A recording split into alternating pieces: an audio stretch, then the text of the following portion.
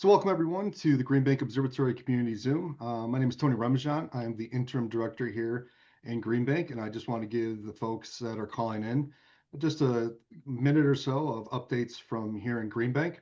So if this is your first time calling in, first of all, welcome, and just give you an idea of some of the stuff that's going on this summer. And the GBT is getting a new coat of paint on the upper feed arm. And the painting contractors have arrived on site and are preparing to start sandblasting the old paint off this week. Just a reminder, there's really no observing during this time, during the shutdown, as we both paint the telescope, work on replacing some wheels, also work on replacing some of the track. And the shutdown is expected to last until about till the end of September. So if you have any questions about your project that hopefully most recently got accepted on the GBT, just reach out to your project friend. And if you routinely call into these Zooms, welcome back. And this is probably the 12th time you've heard me report on the painting on the GBT. A couple other highlights over the last couple weeks or so. GBT Science was highlighted during the press conference at the AAS meeting in Anchorage. So a team of researchers out from MIT discovered one of the largest polycyclic aromatic hydrocarbons ever detected at radio frequencies with the GBT. The name of this molecule is called cyanocoronine, if you want to check it out. C24H11CN, kind of a crazy big ring molecule. Check out the Green Bank website for the press release. And finally, just a reminder to check out the NRAO pre-announcement for the upcoming 26A call for proposals. The call for proposals is expected to go out around June 25th with a deadline of 5 p.m. Eastern Time on July 30th. So start early. Contact our support staff here are, of course, available to help you with your proposal preparation. So with that, to turn over to Dave Freyer to introduce our speaker for today. Hi, everybody. Welcome. I'm filling in for Jay. I'm sure he would prefer being here today because this is a talk right up his alley with the Fermi bubble. It's my pleasure to introduce Rongman R.Bordoloi, and he's from North Carolina State, and he's going to be talking about an H1 complex in the northern Fermi bubble. So go ahead and start to set up. I would just like to remind the participants, if you have questions, we're going to save them to the end, put them in the Q&A box, and we'll answer them at the end of the presentation. Yep, we can see your presentation. It looks good. All right. Should I get started? Yeah, it's all yours. The floor is yours. All right. Thank you, Dave. Hello, everybody. Today, I want to talk to you a little bit about a recent discovery we made with the GBT. And before we go in there, I wanted to give you a little bit of context of why we're doing the science we're doing, and also a little bit of sort of a historical background to where we came from to find this object. So my primary research interest is really to understand how galaxies form and evolve. So as many of you probably know, galaxy evolution is not a closed box. Galaxies have a lot of gas accreting onto them, and also gas flows out of them. In fact, the last decadal survey identified that the cosmic ecosystem, the interflow of gas in and out of galaxy, is one of the biggest challenges facing astronomy in the next decade. The image you're shown here is the Milky Way galaxy, and on top of it, you can see I don't think you can see my mouse, but on top of it, you can see the Large Magellanic Cloud overlay. LMC is basically falling onto the disk of the Milky Way galaxy, which eventually will fuel star formation in galaxies. Why does it matter? Why do we care about it? To understand it, I really have to introduce you, if you're not a galaxy aficionado, to this figure. This is the famous color mass bimodality diagram from Sloan. What you're shown here on a y-axis is basically U minus R color for every single STSS galaxy. And on the x-axis, you're shown stellar mass inferred for that galaxy. You can clearly see that there is a bimodal distribution of galaxy populations in this diagram. So if you're on the bottom left corner of this plot, you're a low mass galaxy, which is vigorously star forming. Whereas if you're on the top right corner, you're not very vigorously star forming, you're high mass, probably you're like an elliptical galaxy. So this was a groundbreaking discovery in the early 2000s, where we discovered that galaxies primarily exist either as blue star-forming galaxies or as red sequence galaxies. That means that statistically speaking, there aren't a lot of galaxies in between them. That means there must be a very sharp transition when a galaxy starts forming, when it stops forming stars and becomes a passive galaxy. This is so-called quenching is one of the biggest challenges in galaxy evolution today. Now, what causes a galaxy to quench? Even the basic understanding tells you that there must be some sort of feedback process that goes in that prevents either gas from falling into galaxies, or basically gas is depleted from galaxies, which suppresses star formation in galaxies. This is also seen when you go around and try to count how many galaxies are there. In this figure here, what you're shown here in the blue curve is the stellar mass function of galaxies from slow. So basically on the y-axis, you're shown number density of galaxies per unit co-moving volume. On the x-axis, you're shown stellar mass of galaxies. So you basically bin galaxies in stellar mass bins and count how many galaxies per unit co-moving volume are there. The red dashed line is if you try to do this experiment, run a simulation, and you know how many dark matter halos are there, count up all the dark matter halos. And you'd see that there is a mismatch between number count of halos, dark matter halos, versus galaxies. And we believe that this mismatch is primarily driven by the feedback processes, that you just cannot have a lot of empty dark matter halos, or so galaxy evolution is basically suppressed either by supernovae feedback at a low mass n and AGN feedback at high mass n. Okay, this is kind of the theoretical setup of what we are trying to do. And of course, galactic outflow is very widely studied. This is again an image of the M82 galaxy, which is our close by neighbor where a starburst is happening. You can see the bipolar outflows being launched by this galaxy. But this kind of study is hard to do, so you statistically study individual galaxies all over the sky. What we can do is actually turn the paradigm around, because the way of statistically studying galaxies is very powerful, but it has a downside that you don't really have the information about small scale structure of what's going on. We can actually use our vantage point inside the Milky Way galaxy to study what is going on in the Milky Way itself. So that's another way of actually doing galaxy evolution study in high resolution. And what do we see in our Milky Way galaxy? This is, again, a famous image many of you might recognize. What you're shown here in red, the horizontal dash band is the disk of the Milky Way galaxy. And in the center, the cyan plume is in X-ray showing the E Rosita bubble. And the red plume in the center is showing the Fermi bubble. The galactic center here is in the center of the image. And that tells you that inside our Milky Way galaxy also, something vigorous is happening. Something very energetic is happening, which is ejecting very hot plasma vertically up and down, all the way up to around 8 kiloparsec from the disk of the galaxy. And this is not just seen in X-ray. I would emphasize that. If you look in the center of the Milky Way galaxy, we know the famous Fermi bubble structures exist. We have detected them in microwave, we have detected them in X-ray, we have detected them in gamma ray, and also polarized radio emission. All of this suggests that there is this multi-wavelength coherent structure of large hot plasma that exists in the center of our Milky Way galaxy, which is perhaps tracing some sort of nuclear outflow that is going from a galaxy itself. And there are a lot of debate about what is the origin of this Fermi bubble. Don't worry about the details. Two of the hypotheses that goes is like either it's a nuclear event that happened because our supermassive black hole was active for a short time, and that kind of high energetic event requires that lifetime of this bubble to be very short. Or it could be a sort of a secular event where slow star formation is slowly building up over hundreds of mega years. These were kind of the two extreme models that existed. So we wanted to test this hypothesis. And historically, we wanted to do a Hubble experiment because I'm an UV spectroscopist. So we wanted to actually target lots of bright background sources that exist, either in terms of background AGN or stars, and look if there is any entrained gas along the line of sight. Okay, this was the experiment we originally designed.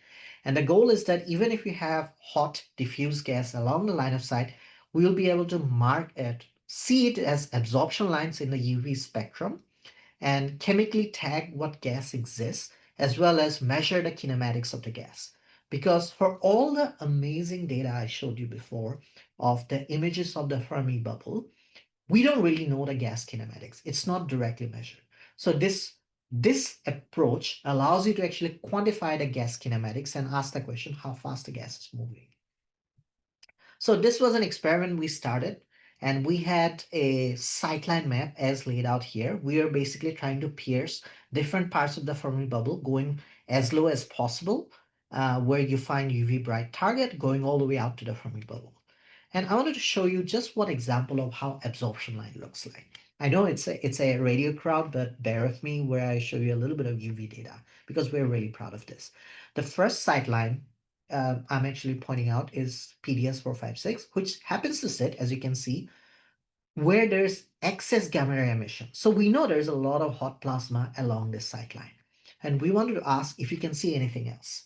And when we looked, indeed, we saw some kinematic signature like shown in the bottom left panel. The blue and red shaded absorption components are showing you blue shifted and red shifted absorption associated with doubly ionized silicon gas along the line of sight. So this is effectively tracing gas of the order of around 80,000 to 100,000 degree Kelvin, which is along the sight line. And that is much cooler than what you'd expect in the Fermi bubble gamma ray emission, which is probably more than 1,000,000 degree Kelvin. And we interpreted the kinematic signature, as you see, as the signature of a biconical outflow, which is going. And because of projection effect, as shown in the bottom right panel, you would see the near side and far side of the bicone as blue shifted and red shifted absorption. So this was exciting. Clearly, we can actually quantify how fast the outflow is moving. And the other advantage we had, because we were dealing in the UV wavelength regime, quantum mechanics is in our favor. There are a lot of transitions that exist in UV. So we can actually try to study singly ionized carbon, neutron oxygen, doubly ionized or triply ionized silicon, and triply ionized carbon, doubly ionized and neutral, and singly ionized carbon, etc. All of this tells you that we detect multi-phase kinematic gas at different velocities, minus 200 to around 250 kilometers per second. We detect gas which has temperatures of around 10 to the 4 Kelvin to around 10 to the 5 Kelvin. And this is where Green Bank comes in. Because we are studying our own galaxy, of course, we can actually use 21 centimeter emission to try to see what's happening. And we really drill down on this guy. We pointed at this sightline and tried to observe very, very deep 21 centimeter emission observations, and we found nothing. So our conclusion was that basically there is no neutral gas at all. All the gas you see is ionized, which is not crazy, which led us to the interpretation that we're seeing the near and far side of a outflowing gas. And this happens to be a pocket where there's a lot of very, very hot ionized plasma. So that experiment is extended across the Fermi bubble, north and south. And putting it all together, we can actually quantify how fast the gas is moving. We can, this plot here, on the left side, you're shown where the sightlines are inside the Fermi bubble, northern and southern Fermi bubble. On the right-hand side, you're shown what is the velocity of the gas that we detect as a function of latitude. So two things you should note. Number one, both on the north and southern bubble, the velocity profile is very symmetrical. Number two, the velocity tends to decrease as you increase latitude. If it was random high velocity clouds, you should not see this trend. So that definitely allows you to actually use a model and quantify how fast the gas is moving. This is indeed what we did. And we found that a sort of a momentum-driven ballistic outflow wind model is consistent with the data we see. And that allows you to simply compute what is the cloud crossing time, basically infer a kinematic age, okay, just by looking at the kinematics of the gas. When we did that, we found that the gas kinematics is very short, around less than 10 megayear, which is again supporting the hypothesis that this is a short nuclear event because our Milky Way's AGN was active a while ago. So this is where we came in. And one thing I wanted to mention why then we went back to GBT, because I told you that we didn't detect anything. So one sightline was rather interesting. There is one sightline where we had a single detection in the original survey. This happens to be a sightline smack in the middle of the northern Fermi bubble at a latitude of around 30 degrees. You would see on the right-hand side, there are multi-phase absorption lines that are detected along the sightline. And on the top panel, you'd see a very clear 21 centimeter detection that was seen. And you can imagine we spent 2 days on GBT doing these pointed surveys. And every single day we just got non-detection, non-detection, non-detection, until one day one guy popped up.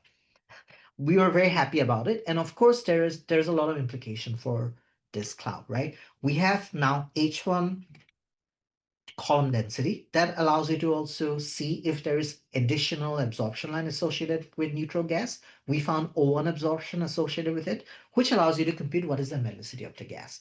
Because oxygen is not depleted onto dust and it requires very low ionization correction. So we could actually figure out what is the metallicity. And we found that it was approximately at least interesting. But that also led us to ask the question, okay, so is this cloud a tiny, tiny little speck, or if there is something bigger going on there? So we went back to GBT, we requested director's discretionary time to just try to map out what is going on around this cloud. When we did that, indeed, we saw that, oh, this cloud is not just a little thing, you know, there is a coherent structure to it. And actually, it is resolved by the GBT bin. So we can actually compute the beam smearing effect, and which allowed us to do a very accurate measurement of metallicity of this gas. And then we asked the question, hey, the next logical question is this a single cloud, or actually we're seeing a bigger cloud getting shattered by the hot wind? And this is where we spend a lot of time, and we spend around 110 hours trying to see what is going on in this cloud itself. And what we found was actually quite staggering. As we move on, I'll show you basically channel maps at different velocities of this field, which is around 6 by 3 square degrees on the sky. And you'll see that we see an absorption component at several like clouds, which are seen at minus 173 kilometers per second. Then as you move, you'd see clouds at minus 158 kilometers per second. There are clouds at 126 and 96 kilometers per second, etc. So if you put everything together, you'd find that, hey, all of a sudden we have a population of around 11 clouds, which is in this tiny little patch of the sky. And these were very deep observations. You can see the temperature averaged 1D brightness temperature spectra are shown here, and you can see that these are very, very solid detection. And we could figure out that the cloud sizes are 8 parsecs in size, and their masses could vary from around 5 to around 1500 solar masses. They show varying kinematic signatures. Some of the gas clouds look like they're getting disturbed by the hot wind. Some of the clouds have very, very small velocity gradients consistent with some sort of rotating cloud. So kinematically, they're getting disturbed. So that's, again, a signature that perhaps they're interacting with the hot wind that is being seen. Now, what is so special about this cloud population? Why should you care? It's not like we haven't detected them before. Jay Lockman at Green Bank did this pioneering work where they tried to look at the Galactic Center. Here on the left-hand side, you can see Enrico's work and Jay Lockman's work, where they targeted the central 10-degree latitude of the Galactic Center, and they found a large population of clouds. Now, what we did is we didn't look there. We're looking way, way up there, up like factor 3 higher than where they were looking, where there's a lot of hot gas. And these clouds are completely separate location-wise from where you saw the original cloud population. So that's interesting. This is the highest latitude detection of these 21 centimeter clouds we have ever seen. Why does it matter? Also, I want to stress that the survey we did is the deepest survey of 21 centimeter absorption in the Fermi bubble. I'll get back to it. Why does it matter in a second? Bear with me. Now, I told you that one of the key insight we had was kinematics. This was the radial profile we got from UV absorption. And we asked the question, are these new cloud population consistent kinematically with what we saw? And indeed, they're bang where you'd expect. They're consistent with a decelerating velocity profile at high latitudes. Okay, so it's very consistent with a galactic wind being launched and decelerating as it's going to higher and higher latitudes. Now, why is it important that we detect them and it's a big deal? Because theory tells us these clouds should not have survived at all. So if you look at the theory of survival of cool gas clouds in extreme environment, there are a lot of studies that has been going on for decades. So I'm showing you on the left-hand side one example of what is going on in a standard galactic corona setup. So if you have a cold gas cloud, which is basically slowly moving in a hot wind, you'd find that the gas is destroyed, and any gas which is less than 500 parsec is completely destroyed. Okay, this is a standard Milky Way halo situation. It's not the extreme environment of Fermi bubble. So first of all, our clouds are way smaller than 500 parsec, so they should not have survived. And secondly, our environment is far more extreme. So if you look at simulations which are actually targeting these extreme environments, you'd find that on the right-hand side, I'm showing you a little bit of a funny units, so bear with me. On the y-axis, I'm showing you the mass divided by the original mass. So what is the mass of the cloud? And then on the x-axis, you're shown something time unit as a function of something called TCC, which is cloud crushing timescale. So cloud crushing timescale effectively means that it's a quantifying number for a Fermi bubble environment. 10 cloud crushing timescale is of the order of around a few mega years. And that is the most these clouds can survive according to theory. So that is interesting because now all of a sudden we have a completely independent constraints on the age of the Fermi bubble. First, we know how high they are. The fact that they are going from the base of the Fermi bubble all the way out there. So we know that, and they're surviving, we know that it cannot be more than a few mega years. So you all of a sudden, from the cloud surviving timescale, we have an independent age of the Fermi bubble itself. If you want to speak in public, I would say it's akin to the temperature variation is so harsh that it'll be like finding a little piece of ice cube inside a volcano. The temperature variation is really like this. And if you find, you have some ice cube in the center of the volcano, for a very short time scale, it can survive. But if you wait long enough, it'll get destroyed, right? So if you see an ice cube, it tells you that they were just thrown in very recently. That's what we mean. So this study, the discovery itself, allows you to actually constrain the time scale of the Fermi bubble in a completely independent manner, which is why it's kind of a big deal. So I want to stop here. And to summarize, if you want to take away 3 things from it, I would say that using the GBT, we have been able to detect a signature of biconical outflow, both in absorption and emission combined with Hubble. We started detecting a new population of clouds at very high latitude, which is 2 to 4 kiloparsec away from the galactic center. And this is one of the deepest surveys that has been done with GBT towards the Fermi bubble. And I think we're not done yet. There is sign that some of the clouds are at the edge of our detection. So if we expand the survey, there will be way more of such clouds that exist. This probably were a single cloud which is getting shattered by the hot wind. And we argue that these detections are consistent with a radial velocity profile of a decelerating outflow launched at around 1,000 kilometers per second.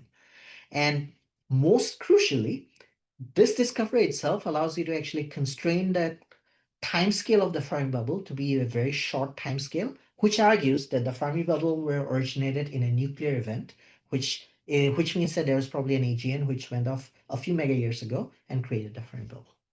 And I'll stop here. Thank you very much, Ron, for your sorry, for your interesting talk. Sorry about the feedback on my system. We're going to open it up for questions, and questions are coming in. So the first question is, could the VLA detect this H1 cloud? Oh, sorry. Excellent question. We, So I don't oh, think shoot, so. your audio is okay there. Can you hear me? Yes. I don't think so.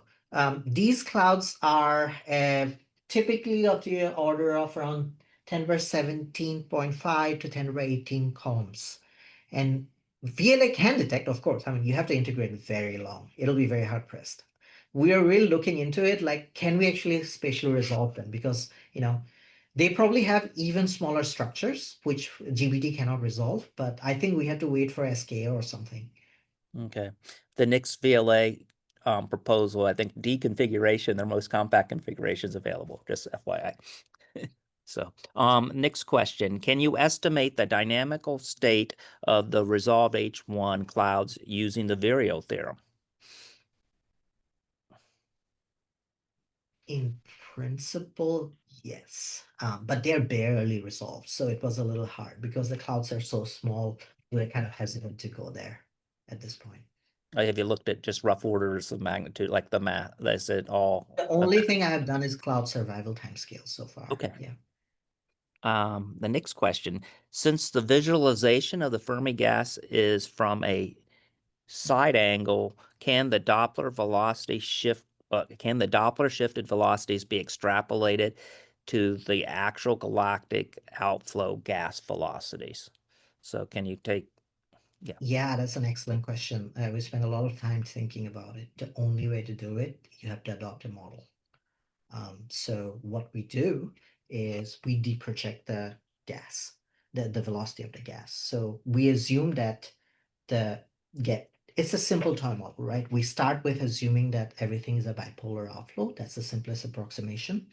And we assume that the opening angle is consistent with the X-ray bicone, which is very well studied and very well quantified. That gives you an opening angle. And if you know that, we can actually shoot sight lines at different latitude and longitude and deproject it, assuming the galactic rotation, and quantify what could be the deprojection. And then you have to assume whatever is the launch velocity, combine it with deprojection, and see what is the output what is the observation we get, and we infer an outflow velocity. So yeah, of course, it's a model dependent statement. and I guess that's 1,000 kilometers a second based on this slide. A somewhat related question, instead of velocity, what is the outflow rate?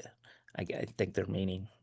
So mass outflow rate. So again, this is a difficult thing to quantify, but UV data allows us to do that because we have different ionization states. We can just sum it up and we can give a lower limit on it. So when we did that calculation, we came up with a mass outflow rate of around 0.3 to 0.6 solar masses per year in cold gas only. So that was the number we had, and it's a lower limit. It could be higher than that. Okay. Another question. How do you know the distance to the cloud? Could it actually be farther away than the Fermi bubble? It's such a good question. So that I did not talk about it today. So we actually did a bracketing experiment. So where we had quasar sightlines that pass through the Fermi bubble, and we have foreground stars and halo stars for which we know the distance. So the experiment was that if you see absorption in a quasar sightline and you don't see absorption in the foreground sightline, the gas must be in between. That allows you to bracket where the gas is. And that was systematically done, and there are like 3 or 4 papers we published on it. We saw that the gas must be inside the Fermi bubble. It cannot be foreground, it cannot be background. So that was done carefully. Okay, well, thank you for that clarification. Okay, thank you. That's always a problem, right? And it Yeah. was like really hard to do.